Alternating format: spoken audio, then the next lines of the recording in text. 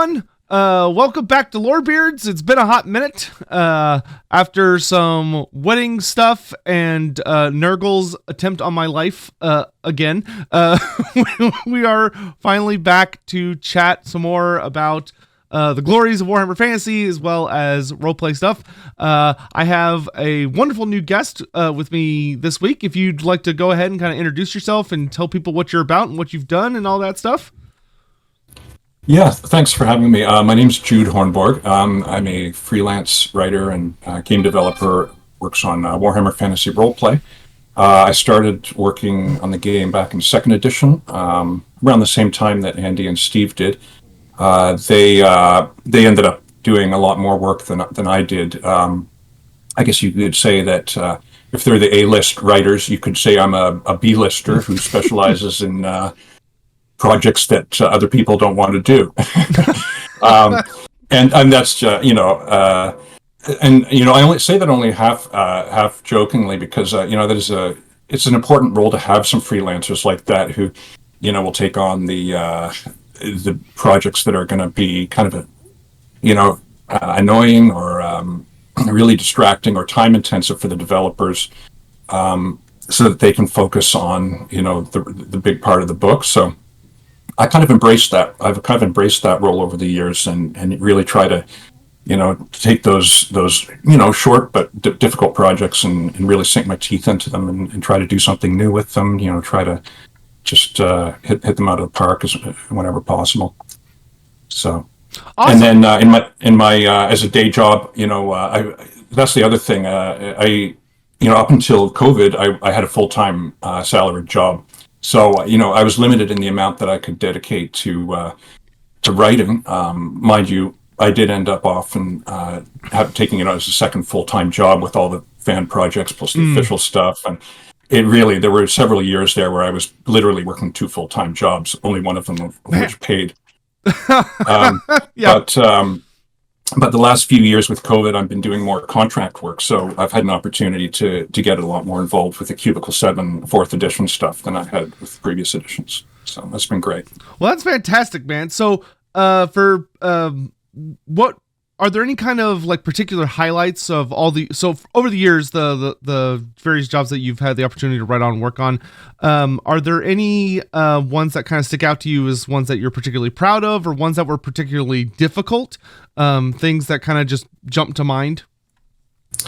Yeah, I mean, they've all been challenging in their own ways. And I like I said, I kind of relish that challenge when I'm signing up for a project. Probably the most challenging one, and the one that I still have PTSD from, is the Thousand Thrones campaign.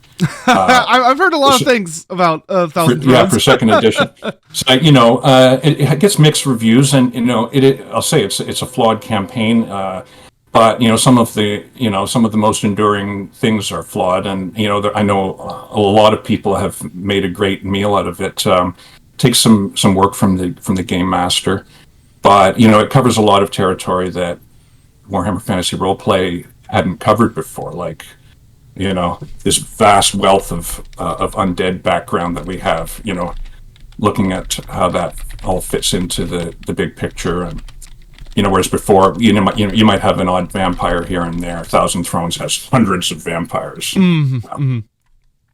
Awesome. And kind of in more recent works, I know you and I have talked a little bit about that. You've been really heavily involved with the elves in kind of recent years, especially with the elves of Laurelorn. So I kind of wanted to pick your brain about them, and we'll kind of circle back around to the undead in a little bit. So what kind of was the process of, for people not aware, Laurelorn is this offshoot group of the Wood Elves up in the Northern Empire. But they were kind of lost for a while. They kind of went under the radar, and like I had presumed that as a reader when I was younger that they just died or something, like Morgar ate them all or something, because they kind of just fell into the background. So what was kind of the process of approaching them and then kind of having to come up with all of this newer lore, especially going into Archives of the Empire Volume 1? Like, what was kind of your creative process and like your ideas going into the new Wood Elves? Yeah, so the Airnir, the Laurelorn Forest, there really wasn't a lot of material on it in previous editions. There was a couple of paragraphs in first edition, a few paragraphs in Sigmar's Heirs for second edition.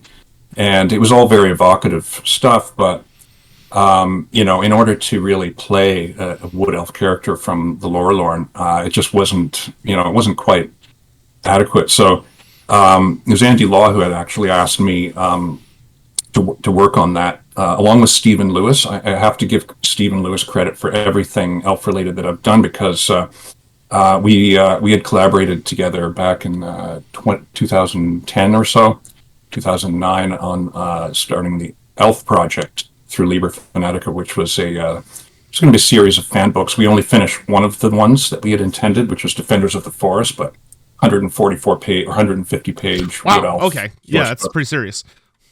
And, that was based on pre-8th edition lore. So, it feels a little out of date when you read it now, but we pretty much pulled together every single Wood Elf source reference that existed and added, that much again in terms of our own reading between the lines, extrapolating from little tidbits here and there. And so Andy was impressed with that. So he asked us to do that. And our brief was, portray the elves as they existed before the War of the Beard, before the Sundering, perhaps even as the original elves, right? Right. Because that colony is old. It had been there for a long time, and had been cut off from Ulthuan for a long time, and cut off from Athel Loren to a large extent as well. So, that was a bit of a conundrum, because, on one hand, these are the original elves, or like the original elves, but on the other hand, everyone recognized them as wood elves, right? Mm-hmm.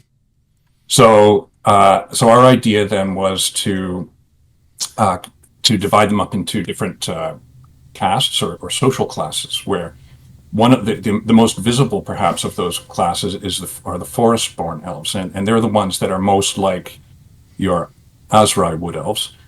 But the Aonir, unlike the Azrai, didn't form this spirit pact with the Laurelorn Forest, so they don't have this same kind of fey aspect in the sense that Azrai do.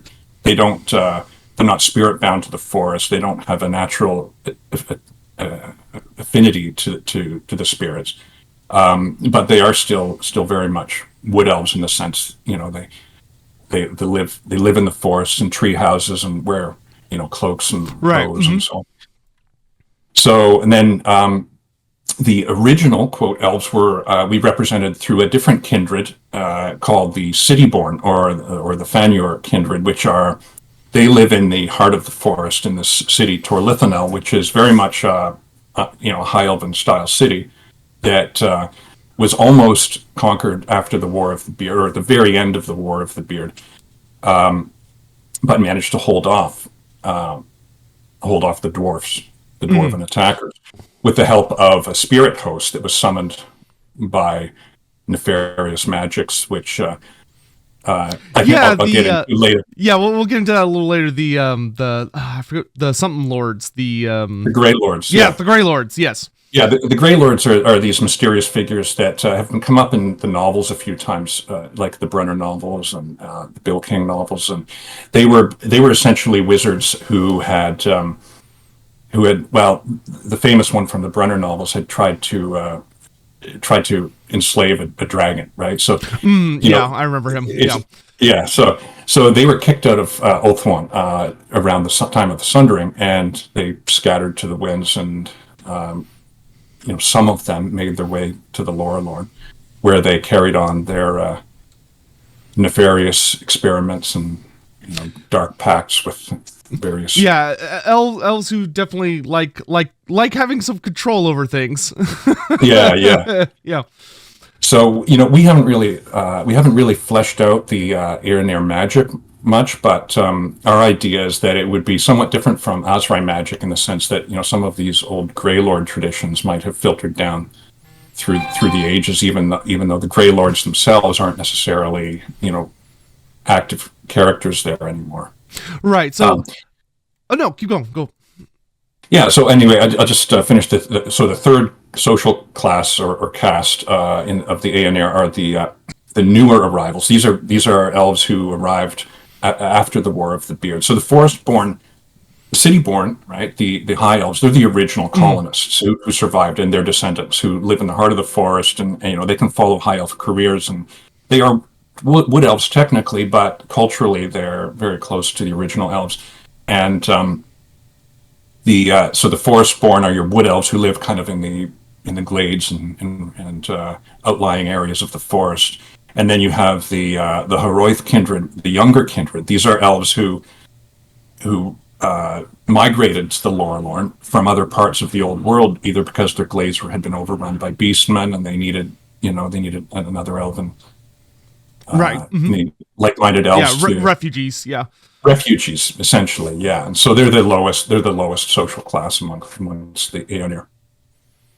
Awesome. So, one of the things to kind of establish a little bit more groundwork before we start getting into the specifics is elves, I think, tend to be one of the least well appreciated by the average kind of Warhammer fan. I think for people that tend to casually approach the setting, they will usually encounter like a lot of what I will jokingly refer to as elf hatred. Either dwarf fans or people that just like making fun of the elves because they're easy to pick on.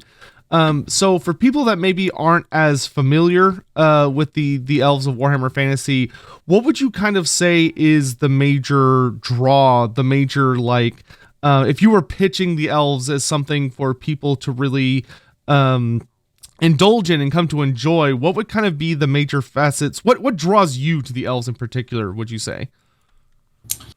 Well,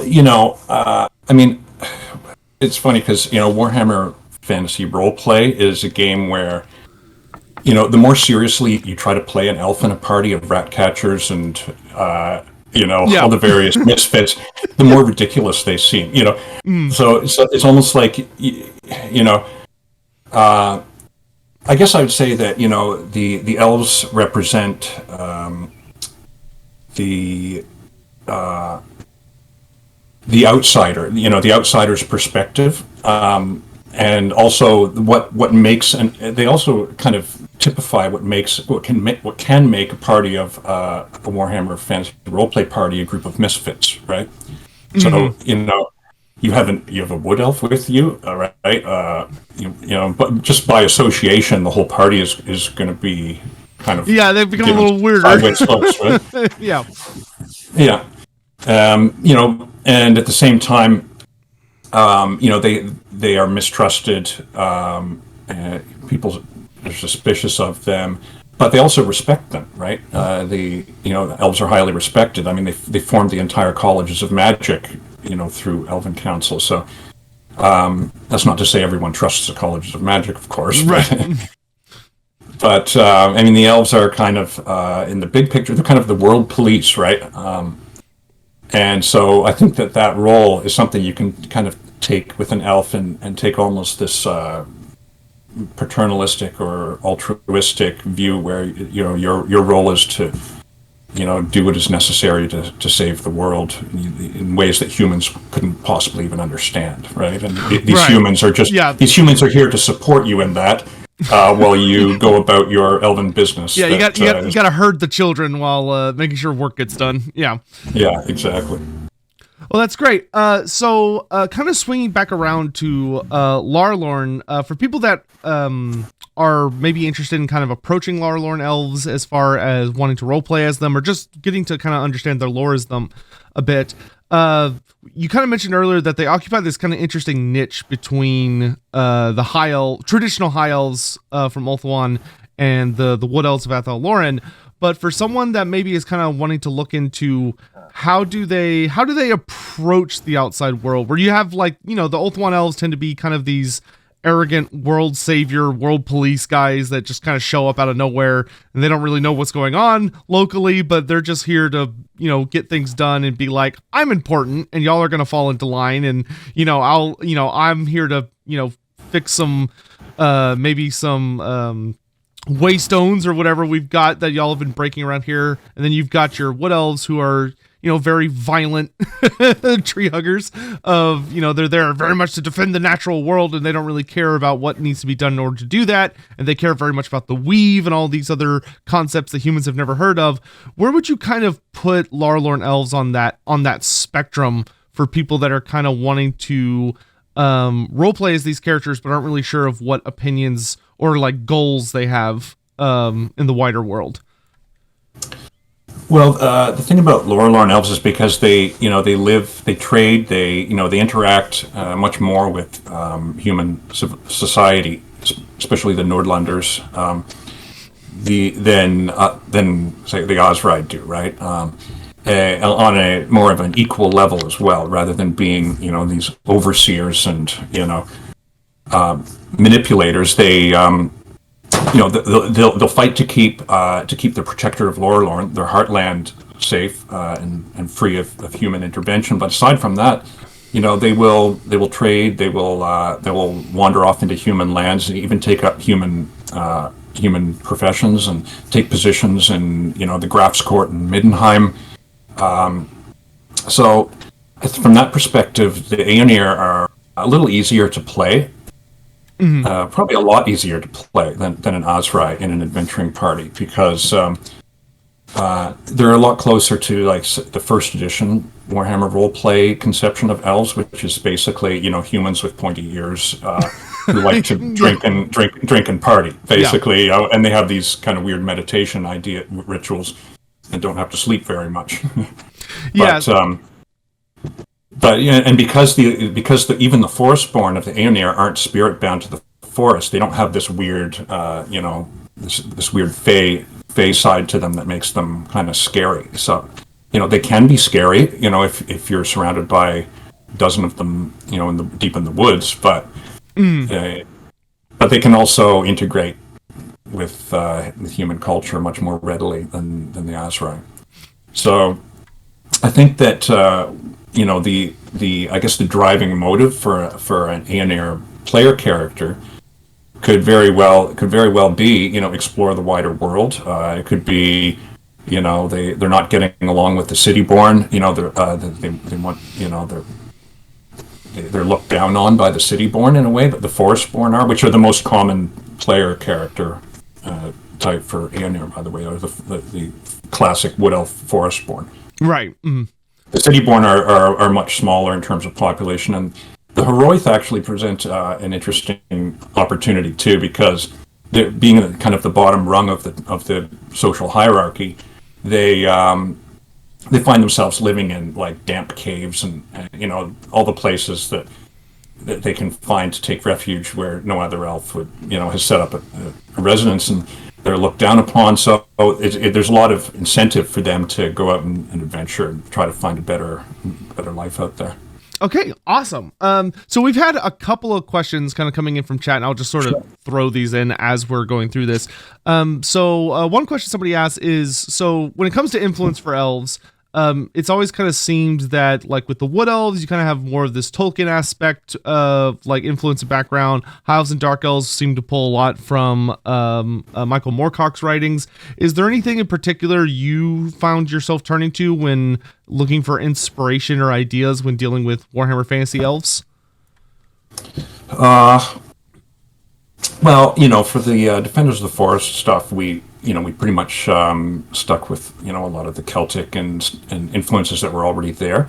Mm. For the Laurelorn material for 4th edition, I guess there's a little bit of Roman influence there. I mean, the Aeonir, basically what they tried to do was form a republic, and it turned out that they just weren't quite progressive enough to do that. So they ended up reverting to a monarchy in the end anyway, and now it's kind of a hybrid situation there, where they have Queen Marisith, who is actually descendant from Morellian, technically descended from Anarion. So right. She is she kind of embodies that time before the Phoenix Kings existed, when there was only an Everqueen. And that kind of harkens back to the that our original brief, which was what make this what the elves were before the Sundering and the War of the Beard, right? Right. So so you have that influence going on, and then there's also that the idea of the Laurelorn elves being potentially more, say, humanized, right? They than other wood elves might be. And also, they also have different aspects of the pantheon that you don't necessarily find often. Like there's, they're Cainite. There's a Cainite shrine, for instance. Right. They have much more of kind of that middle ground, I would assume, of like being willing to acknowledge gods that maybe the other elves tend to be much more opinionated on. Yeah, because you have to keep in mind that the Aeonir culture was born out of the War of the Beard. It was born in a time. It was born out of warfare in a way, right? And, right. Their social classes are defined by, where they were during that time when they arrived in relation to that war, and they were the last holdouts against the dwarves, so they were desperate. So, would you also say that kind of, would that have like a notable impact when kind of considering these kinds of characters as far as how they feel about the other races compared to traditional elves? Like, do you think they'd have a more antagonistic relationship with the dwarfs than maybe like the high elves hold on to? Like, would you say they hold on more to that War of the Beard? A lot of those hurt, like,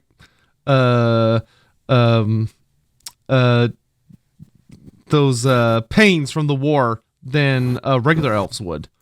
Oh yeah, definitely. Because it was the War of the Beard was fought right in their backyard, right on their doorsteps, and they've had to sit there and watch while the humans that they're neighbors with formed bonds, alliances with these dwarves, that they were fighting during the war, and there were other elven cities besides Torlithanel that were leveled by the dwarves, that the ruins are still there.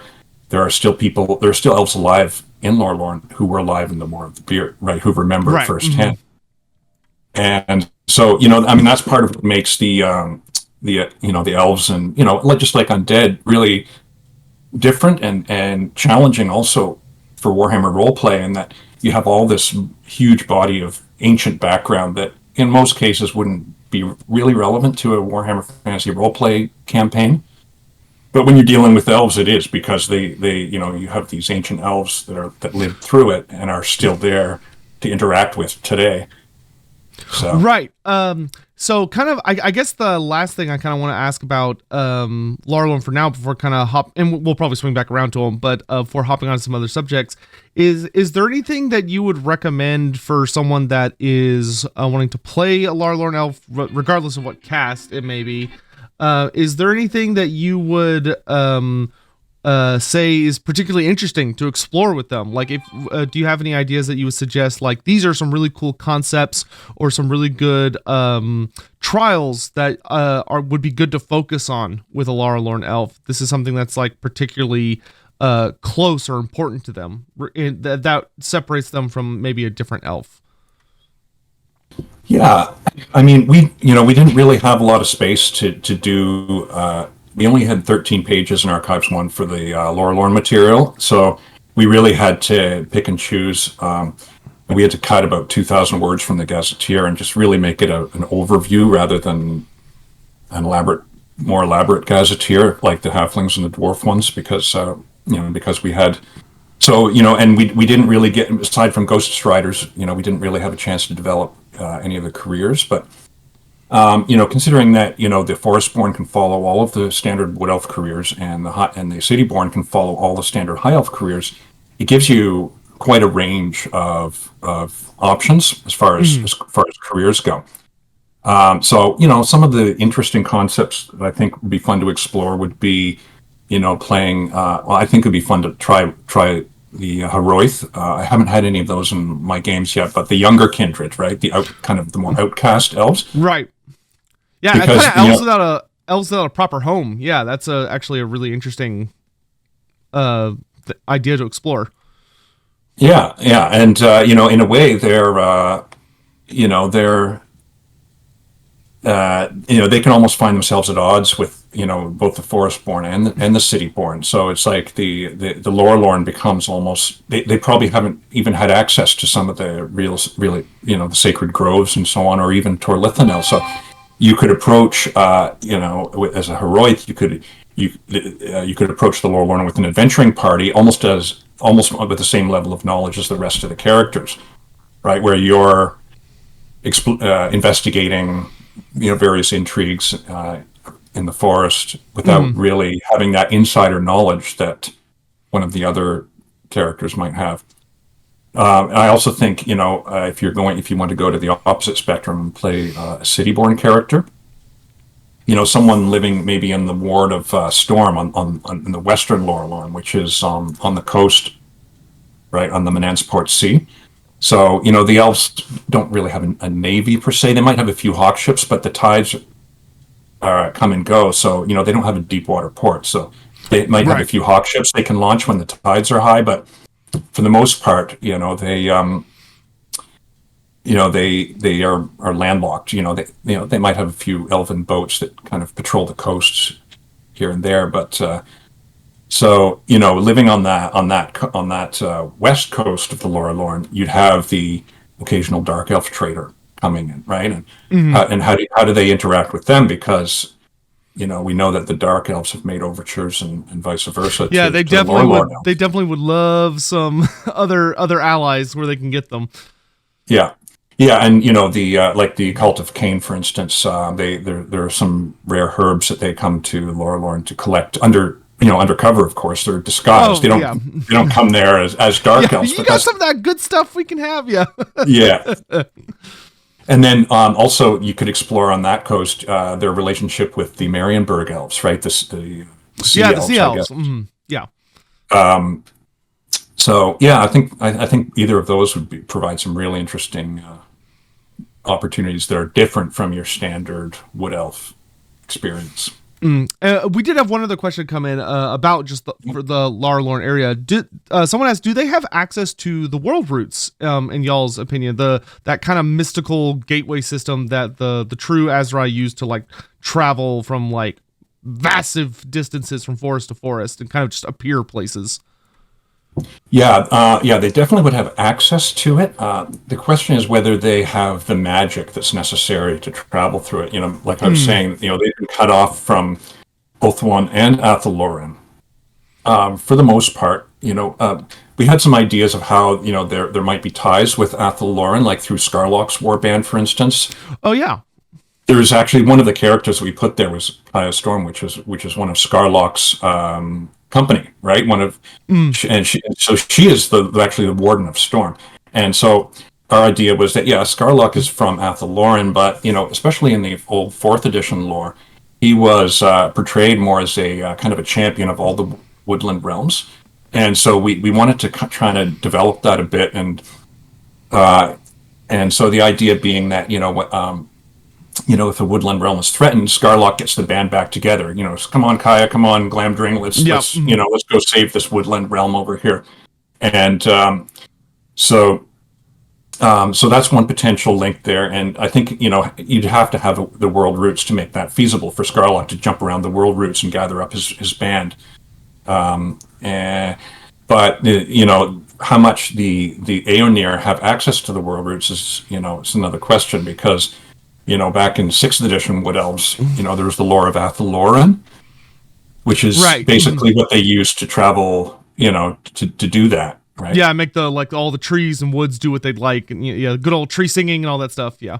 Yeah, and so it's not really made clear now in the 8th edition. We actually said it was the pass between worlds spell, right? That in the Lustria book, we said that that's what you use to traverse the world routes as an overcasting option, right? So, that's high magic, right? Which does Laurelorn have that? Maybe a couple of wizards do, but it's certainly not something that they would have been able to maintain as a tradition. They're kind of lacking access to a lot of those super high or dark powers. It sounds like they're a little more kind of stuck in the middle. Yeah, because it was really Ariel that preserved a lot of that. She was the one who gathered the secrets of dark weaving from Grond, back in the Mm. whatever season it was, and preserving the High Weaver tradition, etc. So Queen Marisith is young, and she's a descendant of the line, but whether whether she has that kind of magic, or whether the elves who did have that kind of magic are able and willing to pass it on to other mages. That's something that hopefully we can explore in the future. Yeah, that'd be great. Other archives or whatever, because it feels like that's kind of the missing element right there for the lore. Yeah, would definitely love to see a lot more. But they're definitely connected to the Warlords. That it's no doubt about that, because we've had stories about Ariel, just popping up, in the Laurelorn or Forest of Shadows, close enough, right? Yeah, yeah. So, I'm sure that's kind of a oh shit Yeah. when you have a demigod show up out of nowhere. Yeah. Awesome. So, kind of using, we were kind of talking about the ocean and ports and stuff like that earlier. So, in the recent Lustria book, you penned a lot of the stuff relating to the new colonies, if I recall correctly. That turned, I was really fascinated by that section, because it was a very interesting thing that has always kind of, I think, sat in the back of a lot of people's minds, as far as like the Fortress of Dawn and the Fortress of Dusk and all of these like large castles or forts that are just very isolated. They're very important to the High Elves. They're very important staging grounds, and kind of help them maintain that world police idea, despite the fact they're kind of a fading race.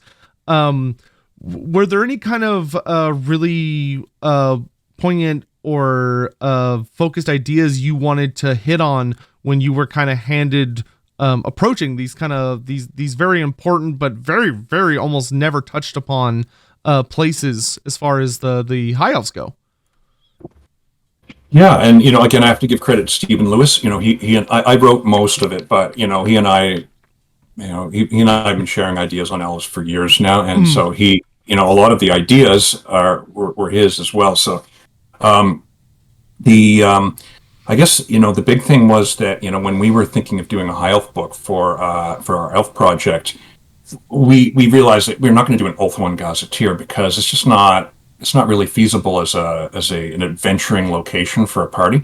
So our idea was to instead make that like a smaller section on Ulthuan, for people who want to go there, maybe focus on Lothern or whatever. But the main focus would be like a world atlas with all of this high elf sites of importance marked, right?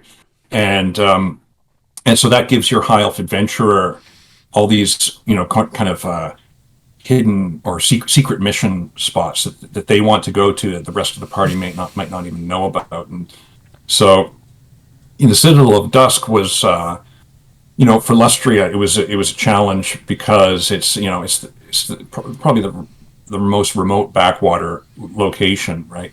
Right. And so unless you have a high elf character in your party, why would you go there? And so a lot of the plot hooks that we came up with were based around either high elf intrigues, or trading related things, or if you ended up here, these are the kinds of situations you could get sucked into just because you're there. Yeah, just having to bump into them. Yeah. Because the Citadel of Dusk itself, it's not really an adventure location per se. It's first of all, if you're not a high elf, you're not welcome there. Second of all, it's way way out in the middle of nowhere. It's pretty close to the Chaos Waste, so Southern Chaos Waste. So why would anyone want to go there? It's kind of that last bastion of civilization before just awful stuff. Yeah, exactly. And it's invisible.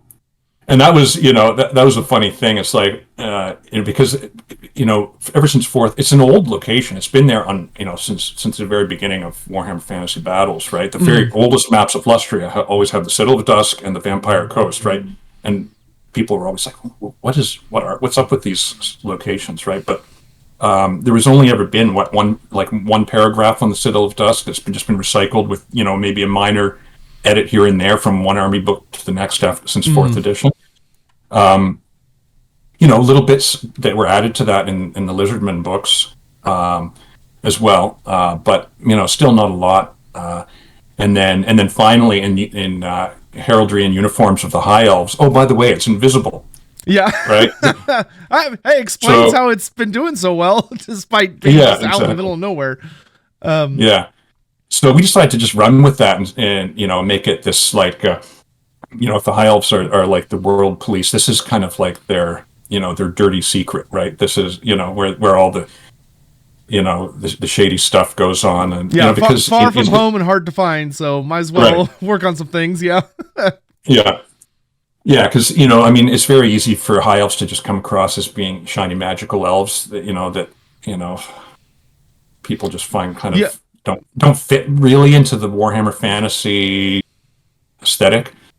And so, Citadel of Dusk, gave us an opportunity to do something maybe a little darker with that, but still keeping it very much, part of this crumbling empire, desperately trying to hold on. We tried to thread in some of the Sithari gods, which, have only come up in the last 2 editions of the battle game. And, it's a lot of people aren't even familiar with them. So, dropping in references to those without a lot of context is, it poses some challenges. But that was basically our idea. Is that this is almost like you end up in Deep Space Nine by accident, right? Yeah. And you're not sure whether you're dealing with Vulcans or Romulans, right? Yeah. So for anyone that because one of the things I would have loved to see, and hopefully Cubicle 7 will do this at some point, would be like a High Elf, something you kind of mentioned that I would love to see in the future one day from C7 would be like a little bit of a High Elf expansion of like, if you want to play High Elf but you're coming from one of these places, like here are some maybe different talents or different skills you would have to represent, if you're coming from the Fortress of Dawn and you leave to join an adventuring party, or the Citadel of Dusk, which has this more sinister lean, or these various kingdoms of Ulthuan. If somebody was picked up the Lustria book and decides to join an adventuring party, do you have any like kind of recommendations or ideas of what they should maybe consider leaning into to separate their High Elf from being like a traditional Ulthuani elf or a Marienburg Sea Elf? If they're from, say, the Citadel of Dusk or the Fortress of Dawn, do you kind of have any ideas in your head of like recommendations for those players of how they might differentiate themselves a little bit? Yeah, I mean, if you want to play an elf that's from those colonies, merchant is going to be a big career, obviously. Mm-hmm. Soldier, make yourself a sea guard or a spearman or whatever. They're always. There are always soldiers being posted, and you're probably rotating duties as well. So it gives you lots of excuses to be traveling. Y'all introduced a new mage type, if I recall correctly, that handles like the storms, the Stormweavers to deal with the Stormweavers. That's actually one of the only Elven quote priest careers that have actually gotten fantasy battle stats from the Storm of Chaos book. For 6th edition, right? Mm-hmm. They were in the Sea Patrol list. Yeah, Iceland's Sea Patrol. Yeah, that's it. Yeah, so and they had a couple of unique spells that weren't part of any color lore. I don't know if you recall, there were mm-hmm. 2 spells. One of which was basically disguising an enemy unit, hiding them in writhing mists, and another one which involved summoning a siren that could distract enemies. And, so these are, we call them miracles of Mathlan, but that's just for lack of, a better word. If they're really meant to be used by NPCs in the Lustria book. Mm. The 2 miracles that we provided, which were not those. They were 2 different ones that fit the theme of the Lustria material. Right, yeah. Mm. Making a ship invisible and water breathing, I think, right? Yes, so water breathing opens up some really interesting ideas for people that want to explore those, but because good old fishfin. I love my fishfin. Yeah, so we thought, Mathlan makes the most sense, and, how those would be presented as, in a playable lore of Mathlan, I have lots of ideas for that. Some kind of sacrifice, etc. They would work differently from the way human miracles work. But for the purpose of Lustria, just treat them as miracles because it's NPCs that are using them, right? It's just the effects are more important to the spell effects are more important to the game than the mechanics of casting and so on. Right.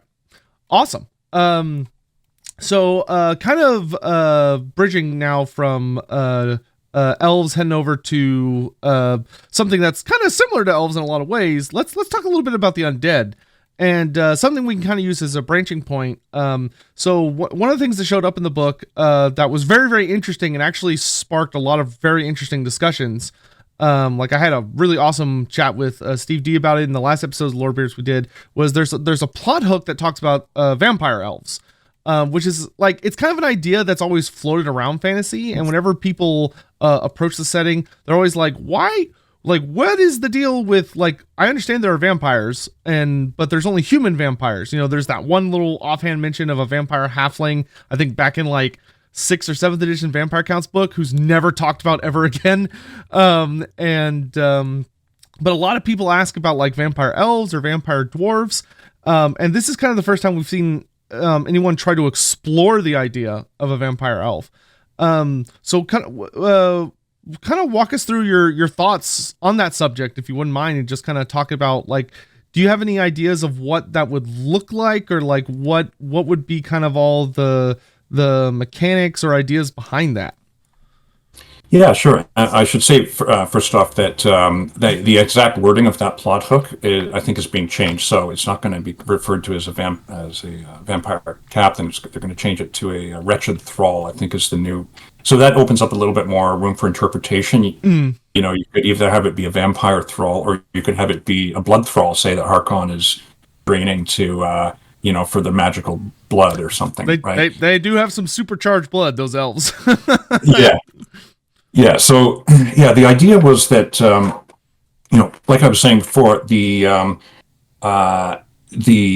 hooks for Citadel of Dusk were, required a lot of thought.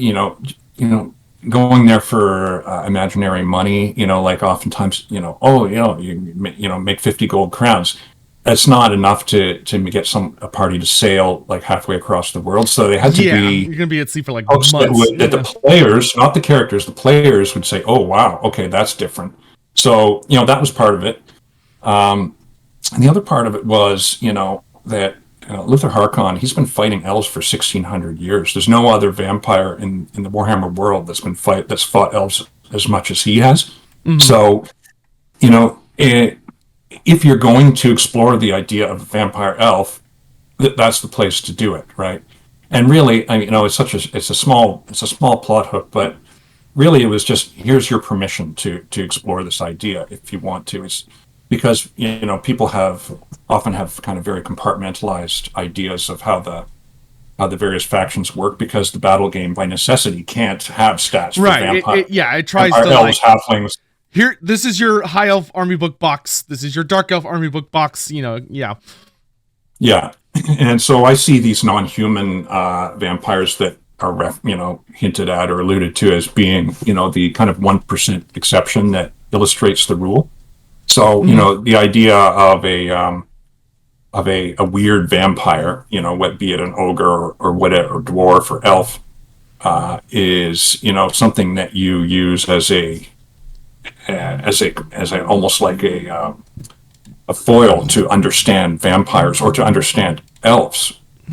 Yeah, more clearly, right? So let me just ask you, when you read that, before I get into my more metaphysical explanation, what were your ideas that first popped to your mind about how you would use? So, the first idea was like, what? Because it's one of those things that I just had never really seen. Like, it had never even occurred to me, really.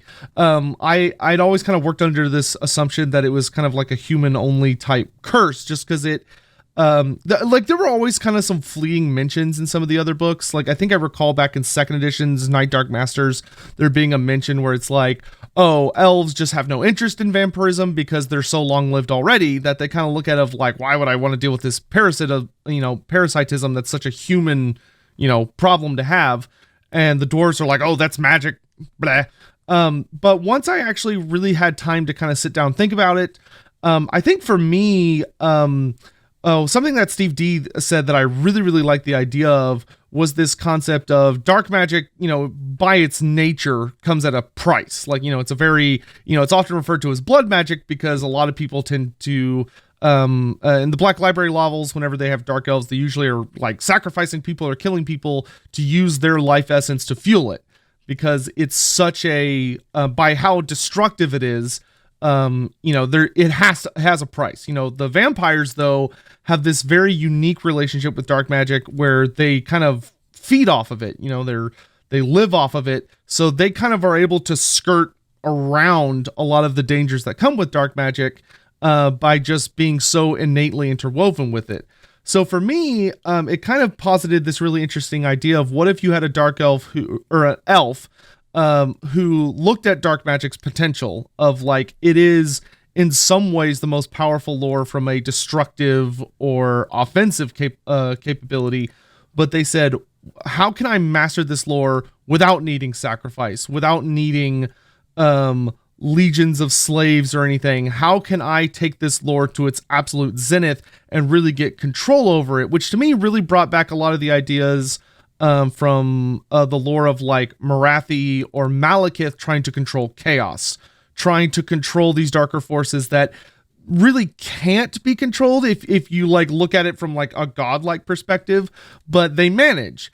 And I think for me, the idea of an elf who really takes that to an extreme where they're willing to bind themselves to it, willing to bind themselves to dark magic in such an extent that they end up becoming kind of like almost a vortex of dark magic, which would functionally turn them into a vampire. Now, I don't think they would necessarily be like the pointy teeth feeding on blood, a lot of the typical, Dracula tropes. I think it would be a very different expression of vampirism. But the more I've thought about it, the more I think it could make for a fascinating villain. Or in some ways, even maybe like a tragic one.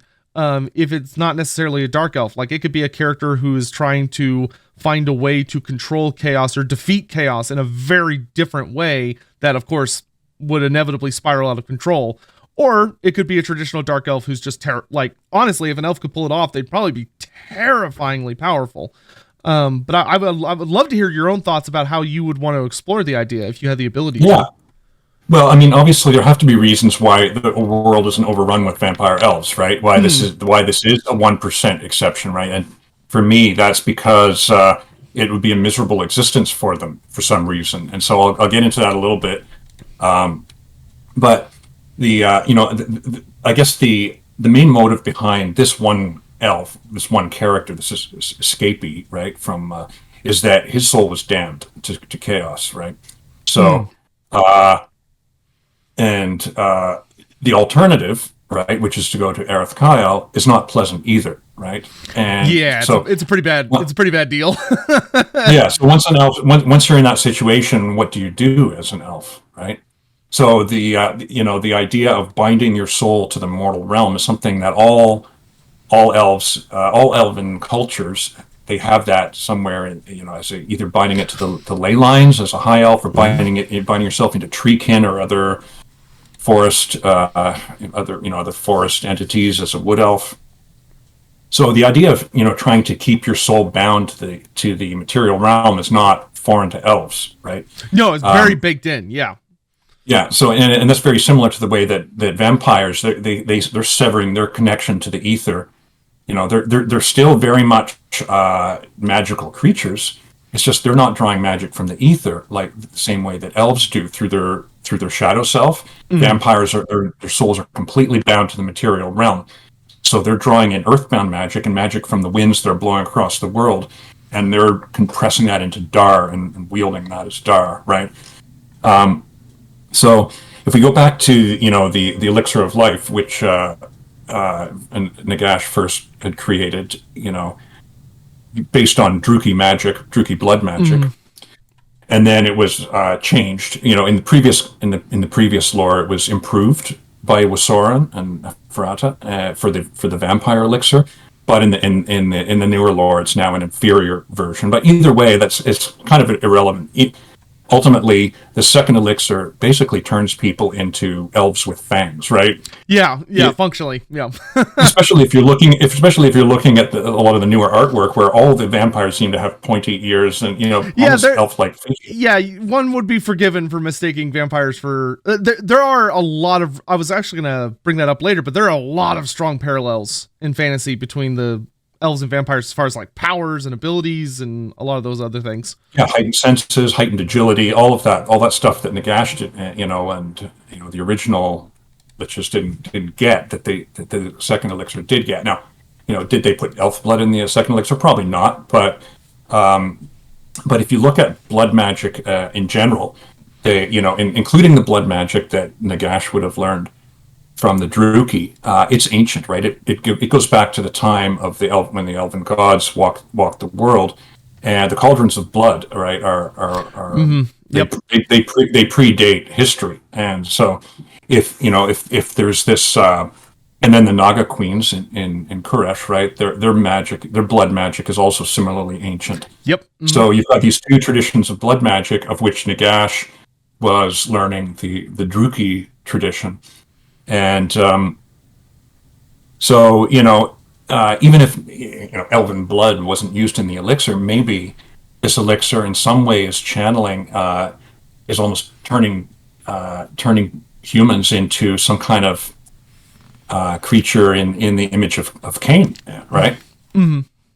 Well, and it's undeniable. I mean, there is that direct correlation or connection of elf to the start of the undead, of that. Yeah. The Dark Elves were very explicitly involved in that whole process. Yeah. So, I mean, to me, the idea that, an elf couldn't become a vampire, it doesn't really, it's not convincing that an elf couldn't physically. I know that, 8th edition is, has a little statement in the Vampire Count books, that all vampires were once human, but to me, that's not saying that other species can't become vampires. That's more about they were once human. In other words, they're not a distinct race. They were transformed by, receiving the blood kiss, right? So if we move on then to, why an elf would want to, we've discussed that already in terms of. I think you've got a super strong point there of the whole concept of the with the elves dying, and I think it's called the matter of the soul in the elf army books, where it's like high elves, go into the waystones or the ley line type things, very reminiscent of kind of the Eldari soul stones from 40k, or the wood elves go into Treekin, and then the dark elves literally just wing it, which is kind of wild, but whatever. I think that's a super strong basis for that idea. So as far as what they would look like, elves, it's I guess consider a couple of things that, Luthor Harkon, he's a bit different for a vampire, right? He's cut off from the ether. He still has, like we said, that, and he's not just cut off from the ether for being a vampire, he's also cut off from the winds of magic, right? So he doesn't have that Dar vortex that other vampires do. His body is broken in a way, right? So having an elf vampire thrall, could that somehow help him, to reconnect with the winds of magic, almost like some kind of magical antenna? Because we know that, when vampires can only create a limited number of thralls, because every one is soul bound to that vampire and weakens them a little bit more. So vampires have to be very selective about how many thralls they create. How many vampires they create, they sire, and what kinds of vampires. And, elves are notorious for having very strong souls, right? They, stubborn soul. Yeah, so Slash, that's why Slash loves them so much. That's right. So, having siring an elven vampire, it might be an extra burden on Harkon compared to a human vampire, but if this elf can serve as some kind of siphon for magic that he can tap into, maybe it's worth it, right? Yeah, And well, then I could absolutely see that being an experiment for Harkon as well. You know, I could see most vampires looking at that being like, no, it's ridiculous. But Harkon's like, A, I'm desperate. B, I'm insane. So at least one of my personalities thinks this is a good idea. yeah, but yeah, I mean, I would see, I mean, I would see the state of vampirism as being totally miserable for an elf because in a way it's experiencing the pleasures of life and all of that, all those things that sustain the elven soul, and keep it from sinking into ennui. There's a vampire, they lose that, right? So I think that this elven thrall or vampire. By the way, if I were to use it in a game, I would still have Lord Finrian call it a vampire captain, even if the reality turns out to be something completely different when the players encounter it. It makes for the hell of a plot hook as far as like oh, vampire, what the hell is that going to be like? That would, there's no doubt that would draw in a party. And then, the question is, what do you do with this vampire? Do you kill it? Do you try to rehabilitate it somehow? What could possibly bring salvation at this point? Yeah. So if for anyone that wanted to kind of like go further with exploring that, do you have any idea or thoughts as to like what kind of like would it develop? What do you think would make a vampire elf different from like just a regular elf as far as like powers and abilities would go? Because like we know what vampirism does to a human, but what kind of effects do you think it would have on an elf? Well, first of all, I think that it would result in insanity probably very quickly, and I think the elf would probably start degenerating in almost like a Strigoi type way, much faster than other vampires do. I don't think it would really gain that many power. I mean, if someone wanted to turn this into like a super elfy munchkin vampire, that's their prerogative. Yeah. I'm not going to stop anyone from, and that could actually be a really cool way of playing it too, right? But I'd be more inclined to say that this vampire is miserable and is a tool of Harkon. So taking it much more of a tragic angle. Yeah, and maybe even has had some some chop work done on it at the because we know from the Lustry book that Harkon has some necroarch tendencies to maybe do a little bit of yeah. Well, hey, anybody that's seen the Vampire Coast roster in Total War, there are some interesting put together creatures running around in his legions. No, that's such a great idea. Like, and a lot of what you said sets up so well for like if somebody wanted to do a Vampire Coast campaign. I love the idea of thinking, almost having this build up of a vampire elf, hearing rumors about a vampire elf, and you have a party almost trying to envision this Machiavellian terror, like a new Malekith or something.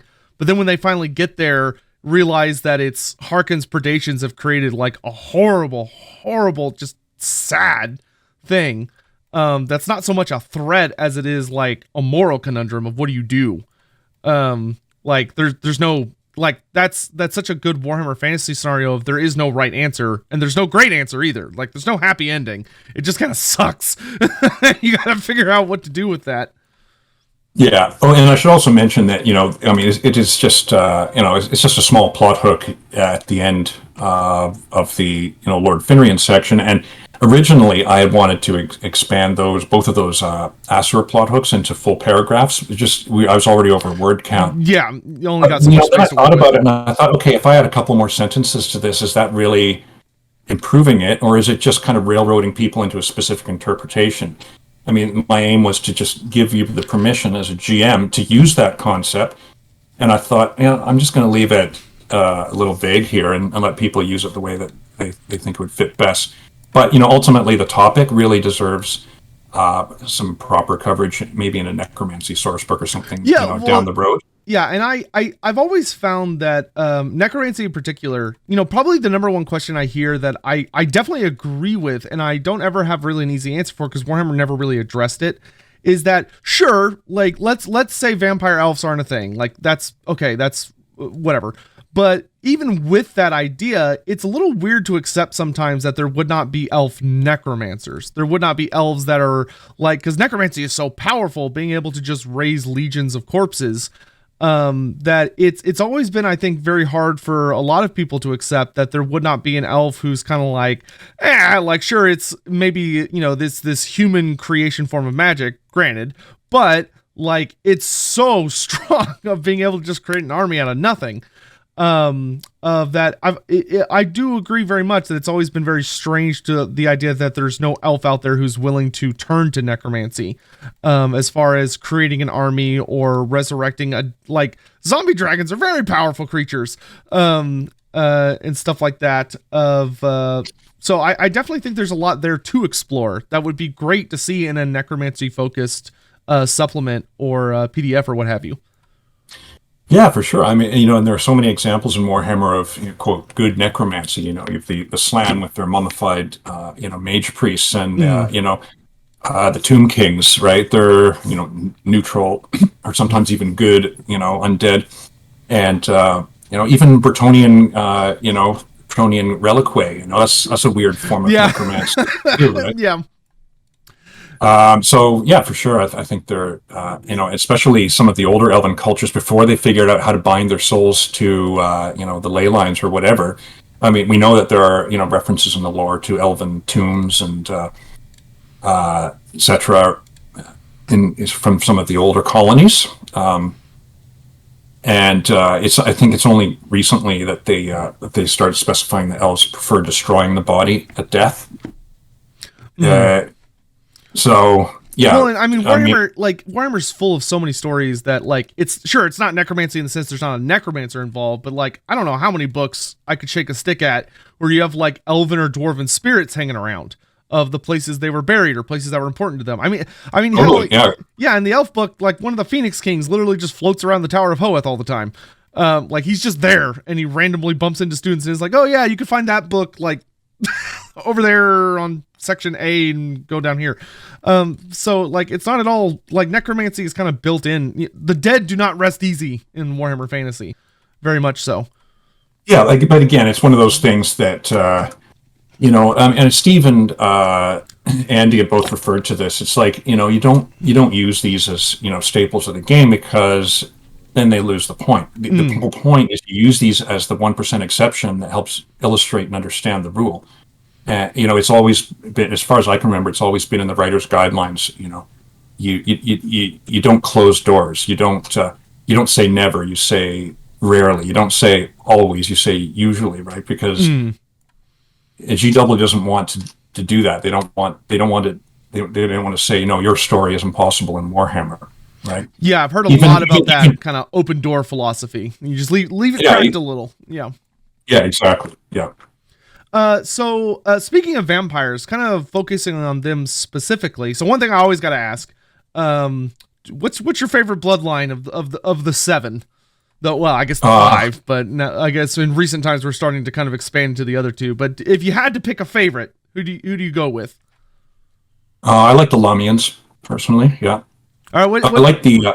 What's your reason for picking the Lamians? I like the Strigoi too, but I like them better before they made them more bestial and evil. I like them when they were more like a chaotic neutral almost bloodline. But yeah, Lamians are my favorite because they're the easiest to fit into Warhammer roleplay. Because they're there in the big cities and they're they're social vampires. They're seductive. They're very clever and devious, and they have these bigger plans that that plans within plans, and that's just great fodder for a role playing game. Yeah, I think one thing Lamians is one of those ones that I think if people initially hear about it, they can kind of be like, but like if you really read a lot of the Black Library books, a Lamian is always a treat because it's not necessarily a villain. Von Karsteins are a lot of fun, but they tend to be very mustache twirling, or like take over the world types. Lamians tend to be so much more involved, and they can often be heroes if in many cases. Granted, their reasons for being heroic might not necessarily be very heroic, but There are a few people or a few of the undead who I think tend to come out as heavily against chaos, for instance. Like if you're, I think for people that are exploring like unconventional allies, Lamians are very near the top of the list of being like, whether you're dealing with Skaven or you're dealing with Tzeentch or Chaos and all this stuff, Lamians are one of the few that can really go toe to toe with them in a lot of ways, and be a dangerous but notable ally, which is so interesting. Yeah, I mean, because they're deadly fighters too, right? If it comes down to it, because I mean that's it's obviously not their first choice of tactic, because they risk exposing their position and in the city, wherever they are when they show their powers. But but in Thousand Thrones, there's one of the patrons. There's a whole list of different patrons. One of them is, hopefully this isn't too big a spoiler, a Lamian vampire, and the players don't even realize that they're following a Lamian vampire, because right. So they can work really well as patrons that kind of send the party off into a difficult situation, and possibly serving Neferata in some way, probably serving her in some way. Which is great. I mean, just thinking like Black Library books, like the Brunner series has an excellent book, or I can't remember if it's a full book or I think it's a short story where Brunner is working for a Lamian and he doesn't even know it until near the end of the story. When you get to see her literally fight a Tomb King, which shows how scary she is, but also shows how terrifying a Tomb King is. And they, that's something I don't know if we've had that yet for in 4th edition, is a vampire patron. That's something I really hope we get sooner rather than later, because we've had a lot of really interesting patrons, especially the Lustria book has brought up some really interesting patrons. But I do hope we don't have to wait too long before we can get some vampire patrons, because they make for such fascinating characters to interact with. Yeah, there hasn't been much vampire stuff for 4E really yet, has there? 2E ended up doing a ton on vampires, so maybe the thinking there is that yeah, and granted, explore some other territory. 2E is very easy to adapt over. So kind of what you spoke about earlier with the Strigoi.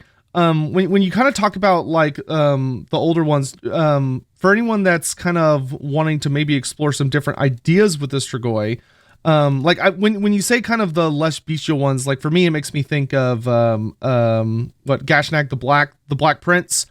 I love his character in that he's a border prince who a lot of people don't even realize is a vampire, even though he's hideous, like he's a big monster. But he actually like cares a lot for his people, and he protects them from ogres and bandits and stuff. He has a lot of that traditional Ushoran ideology of he only feeds on criminals. He only, he doesn't feed on the innocent. He allows them to do their thing.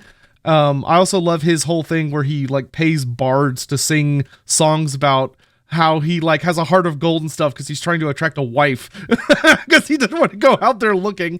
Could you kind of expand a little bit on your ideas about the Strigoi and like what really draws you to that other interpretation of them, not just the nightmarish Ghoul King, but the other side of that coin? Yeah, well, I mean, they're the ultimate underdogs, in the vampire bloodlines. All the other bloodlines have hunted them, and some of the newer lore kind of portrays Ushoran as being maybe less noble than he was back in the 6E days. But the vampires themselves, right? They whether or not they still hold on to his ideals of feeding only from criminals and so on. Whether that's why they ended up as say pariahs, drinking animal blood, that caused them to degenerate or not, it's kind of secondary. The point is that they have, a human culture, or they did anyway. There hasn't been much about the Strigani, right? The Strigani, they definitely kind of slowly, quietly, kind of swept under the rug a little bit. Yeah, they're still around, but definitely not as much as they used to be. Yeah, and we did a lot in Thousand Thrones, especially in the Thousand Thrones expansions. We did a lot with the Strigani and the Strigoi. They were kind of almost like the through story for the whole campaign, because there was a Strigani caravan following along this crusade that the party was investigating and interested in.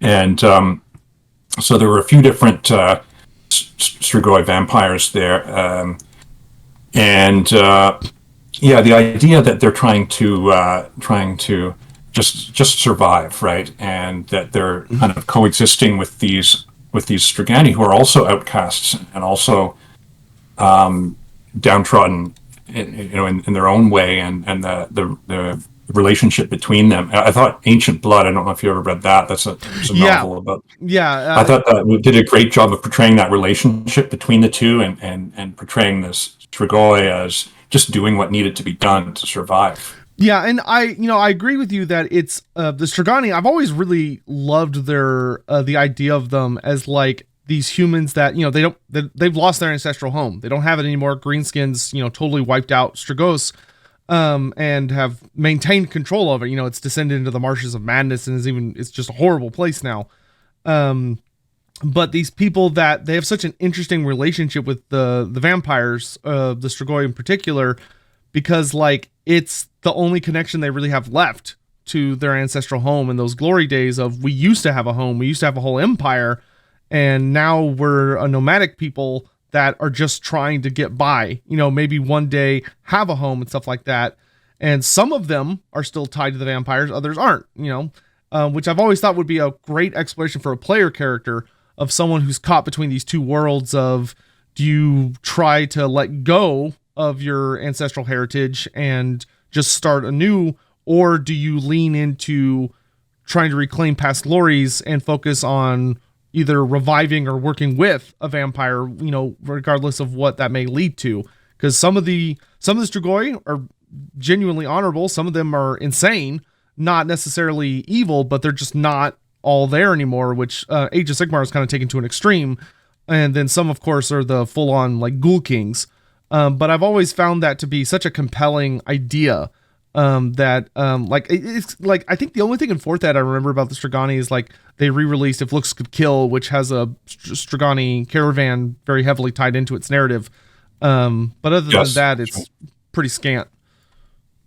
Yeah, and it's it's sensitive subject matter too, right? Yeah. So that naturally makes people maybe a little nervous about trying to write about it. There was some we gotta be brave Strigani material, and in the Thousand Thrones expansions that we never released, which were only partially done, there was more Strigani material that I didn't feel like it was quite right. It wasn't quite sensitive enough, so we never released that. People emailed us, and I sent it to them if they want to use it, but you have to really take a careful hand when you're dealing with that.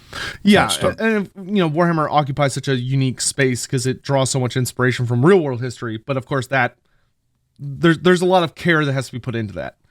Yeah, same as writing about cults of Slaanesh, right? If you really want to do it justice, you have to really. Yeah, choose your words carefully. Yeah, and always be aware of what your table is comfortable with when you're telling stories. Right. Yeah, exactly. Well, that's all. So fascinating stuff. So just to kind of get some more, just because we're running a little low on time, so just kind of cutting to some chases here.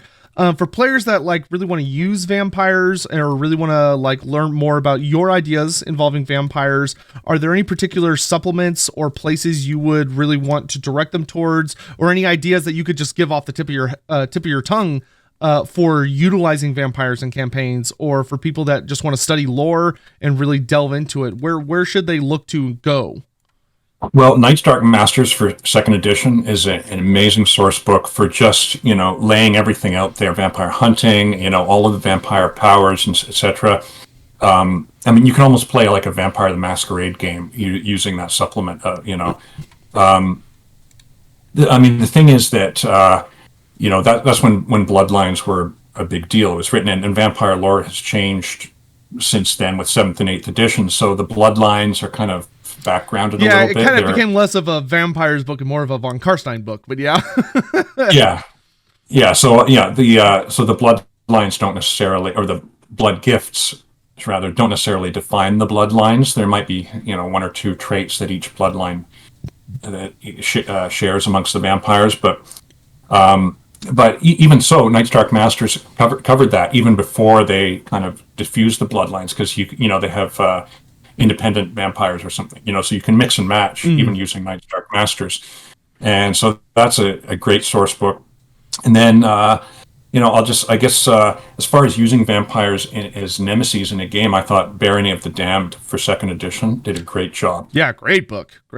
Yeah, we played that and had fun. The first vampire encounter, I'm not going to spoil it, but the first vampire encounter to me was great, because there was kind of that social and danger combat element combined together. Whereas once you get to the city and you're dealing with hordes of ghouls, I mean, there still is a social element, but it's a very different kind of vampire encounter, right? So got two very different types of vampire encounters in that adventure. And then I guess I'll plug Thousand Thrones campaign for the vampire stuff there as well, even though it was it's kind of almost layered on after, because Thousand Thrones was developed alongside Night's Dark Masters. We actually had manuscripts of Night's Dark Masters when we were writing the Thousand Thrones campaign. Interesting. But that wasn't the intention at first. At first there was only one vampire in the Thousand Thrones. And then they decided, well, we've got all these bloodlines, let's try to do something more with them. So we added more vampires. And at that point, they actually decided that we have to add a whole new chapter to this campaign. And that was the chapter that I was given, because I meekly raised my hand and said, oh, yeah, I've been playing Undead since 4th edition Fantasy Battles. And so I was picked to write that new chapter that basically lays out all this lore that ties all of these, because what I said was, you can't just add hundreds of vampires to a campaign about, a crusade without it tying back to Nagash somehow, right? Right. So all of this, a lot of it was kind of repurposing, lore that was from Night's Dark Masters, or even going back to, because all that undead lore was really laid out, 90% of it, in 4th edition Fantasy Battles in 1994. It's just, there were extra names were added and so on over and a few details changed. But yeah, Vampire Lore's maintained surprisingly consistent, like, across the years. Yeah, it's, there have been a lot of additions and little retcons here and there, but if you go back and read the Undead 4th edition Undead book, it's like, wow, Queen Khalida was back then. You think of her as being a Tomb King's character, but no, she was referenced back in 94. In the Undead book. Cetra was one of the statted characters, right? So yeah, it's Thousand Thrones. Even if you just use bits of it, right? You can. It's the kind of campaign that you can say, this chapter, I like the way vampires are used in this chapter. I'll throw this into my campaign, even if you don't want to run it as written. So awesome. And my last kind of big question, because I inevitably have people ask this, and I think you give some really good thoughts on it, because 2nd edition does provide a little bit of work for this, but if there was someone who was very bold and had a very willing GM and they wanted to play a vampire in a campaign, do you have any kind of advice or thoughts for those players? If you were playing just a vampire in a campaign with regular adventurers, then I think it would have to be one of the quote good vampires, like an Ulrika or Genevieve, yeah, or a Genevieve type vampire that is either undercover or is actively working along with them, and the players have to try to help preserve their cover because this vampire is an asset to the party, and so they don't want the vampire hunters or witch hunters to discover them, and then the whole question is becomes what do you do in combat situations? Do you fly into vampire mode, or do you try to be a little more stealthy? Yeah, be a little bit more stealthy, right? But oftentimes people talk about you can't have this OP character in a like party balance between characters. I think is oftentimes overrated, because when you're playing in a group game, you're cooperating with each other. So a lot of the powers that a vampire could have would benefit the entire party. Right? It would. Yeah, well, it's like if you can have an elf in a party, elves can get kind of crazy. Vampires are not that much more crazy. Yeah, and I think that in order to avoid spotlight hogging, you'd have to have a little bit of stuff going, like the monsters would maybe target the vampire character more once they realize it's a vampire, so they might get aggroed a bit more than the other party members, things like that. But I think it could work. Yeah, and I think I've never tried it. I've only done like vampire games where everybody was vampire for a one-shot type thing. But I think it could work. I think what you said earlier really plays into it. Just like how, like, if you have an ogre in a party, it's just the GM really needs to take into account what are the negatives that come with that. Just like an ogre is too big to fit in a lot of small spaces and a lot of equipment doesn't fit them and stuff like that. For a vampire, like, you got to deal with what kind of weaknesses does your vampire have? If they can't, do they have a bad aversion to silver? Okay, well, there's a lot of things they got to be careful of, and they've got to maintain their secrecy, or else the party could get outed, and then everybody's in danger. What are you going to do when you walk by mirrors? What are you going to do when, how are you going to travel by day if your vampire has a severe sunlight problem? I think that adds in a lot of really fascinating roleplay opportunities. Like, you might be better at fighting, but you can't afford to go all out if there are witnesses. So, like, you kind of got that interesting stuff there. Yeah, and really cool. I'd say, for someone who wants to do that, read the Genevieve books, even though they're old canon, and fourth edition has tried to reconcile a lot of that stuff with the newer canon, which I think is great. But it still is old, but it does really show how a vampire works with with adventuring parties of regular people and cool story ways. And there's even there was even a monastery called the Order of Eternal Night and Solace on the River Talabek, which is like a vampire monastery. I don't know if you're familiar with that. That's awesome. Yeah. Which we're quote good vampires that are they're just so tormented, right, that they just can't exist in normal society. They go there, and there's a vampire dwarf there, right, who's the head. I've heard of him. Head of that monastery, Honorio. So if I would definitely try to put that in the game. If you have a good vampire, it's just a place where they can go to for information and just to maybe regain some of their humanity or something. Find some kind of balance. That would, and I think that'd be a good thing for endeavors too. Like when you're doing those between adventure things, like a vampire, kind of with the elf having to deal with a lot of like meditation stuff like that. A vampire trying to really retain, not devolve, and really maintain their humanity and not kind of lose sight of themselves. I've always kind of liked the idea of really anything with dark magic being like you're kind of playing with dice. Of dark magic is such a corruptive force, it's very easy to lose yourself to it if you're not super careful. And dark elves vampires just kind of being loci of dark magic. It's gonna be hard. It's kind of almost, it could be very much like an addiction if you're not careful. Yeah, absolutely. Yeah. Well, that's awesome. We're kind of coming up on time here. Is there any place? So for anyone that wants to like follow your work, it feels like I feel like every writer I've talked to for Wolfrup type stuff kind of does a lot of fan books that are all really amazing. So when we put this episode out on the YouTube and the podcast stuff, I will include links, but could you kind of let people know like where they can find you as far as like social media, or if they want to follow any of your fan supplements or any of your homebrew rules and stuff like that? I mean, I'm hesitant to pimp Liber Fanatica because the site is just degenerated. I keep paying them the fee to keep it up because it's got so much content on it, but I'm long overdue for an update of that site. But LiberFanatica.net, and if you go to the Apocrypha link, that's where you'll find a lot of the the Thousand Thrones expansions, Defenders of the Forest, etc. But just keep in mind that it will be updated later this year. Currently, I'm just putting the final touches on a Quinnell supplement called Tales of Quinnell that I co-wrote with a couple other. Well, the Gazetteer was co-written with Stuart and Theo, and then I wrote the adventures and the other material. Awesome. Very excited for that.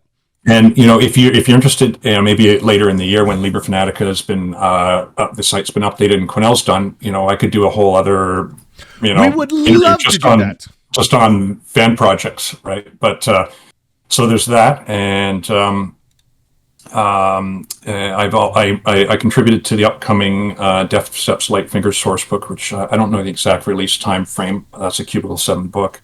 And a PDF scenario called Forest of Hate, which should be out any month now. Yeah, I'm so excited for Forest of Hate. They need to hurry up and put that out. Yeah, so that basically takes it's like 50-50 Laurelorn Gazetteer expansion and sandbox scenario that goes in that Gazetteer expansion. So I think that even if you aren't someone who uses scenarios, you could probably get good use out of the Gazetteer material because it covers the Ward of Frost area between Solzhenmund and kind of like the area where the Nordlanders and Aeonir coexist, along with several other factions as well. So awesome. There's a lot of interesting stuff. For those asking for links in chat, this episode will be out on YouTube in like less than a day, and I will make sure to get from good old Mr. Jude here all the relevant links, and I'll have those in the description and pinned comment, so you'll be able to find that super easy. Awesome. Well, yeah. I think we're pretty much out of time. Thank you so much for coming on. This was a blast. It's weirdly rare to get someone that like really enjoys talking about elves. So I really appreciate you coming on, because I feel bad for elf fans sometimes, because it feels like they're a little outnumbered sometimes by dwarf fans. So thank you so much for coming on and discussing all these ideas. It was an absolute blast. I think everyone really loved listening to it, and can't wait to put this out for the wider YouTube and podcast community. But yeah, thank you so much for coming on. Thanks for having me. It was a blast. Appreciate it. All right, chat. Y'all take care. That is us done for now. I will be back on later for some other stuff, and we'll see y'all when we see y'all. Thanks for watching. Bye-bye. Bye.